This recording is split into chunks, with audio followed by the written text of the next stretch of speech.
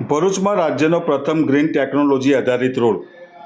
ગાંધીનગરમાં માર્ગ અને મકાન વિભાગના સચિવના માર્ગદર્શન હેઠળ પ્રોજેક્ટને મંજૂરી ₹50 કરોડના ખર્ચે રિકન્સ્ટ્રક્શન માટે અપાઈ છે. હયાત મટીરિયલને રિસાયકલ કરી કેમિકલી સ્ટેબિલાઇઝ બેઝ તૈયાર થાય છે. પાણીના કારણે ખાડા પડવાની પરિસ્થિતિ નહીં સર્જાય. જમીનની ભાર વહક ક્ષમતા વધશે અને રસ્તાનું આયુષ્ય પણ વધશે. ભવિષ્યમાં રાજ્યના અન્ય જિલ્લાઓમાં પણ આ ટેકનોલોજી અપનાવાશે. તલાવડી નજીક બલ્ક ડ્રગ પાર્ક અને દેવલા નજીકના મીઠાના અગરિયા વિસ્તારમાં પણ આ માર્ગ ઉપયોગી રહેશે. તાલુકાની અંદાજિત 1,97,000 વસ્તી માટે મુખ્ય માર્ગ બની રહેશે. રસ્તા પર મિલિંગ, ડ્રાય રોલિંગ અને સિમેન્ટ સ્ટેબિલાઇઝેશનની કામગીરી પ્રગતિશીલ કામ માટે માર્ચ 2026 પહેલાં પૂરું કરવાની તૈયારી માર્ગ અને મકાન વિભાગમાં કાર્યપાલક ઇજનેર રોનક શાહે આપી. સાંભળો શું કહ્યું રોનક શાહે.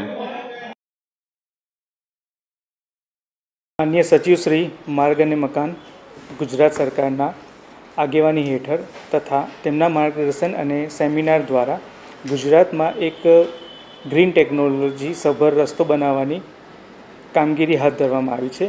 જેના ભાગરૂપે ભરૂચને જંબુસર તાલુકામાં આવેલા ટંકારી દેવલા રસ્તાને પસંદગી કરવામાં આવ્યો છે.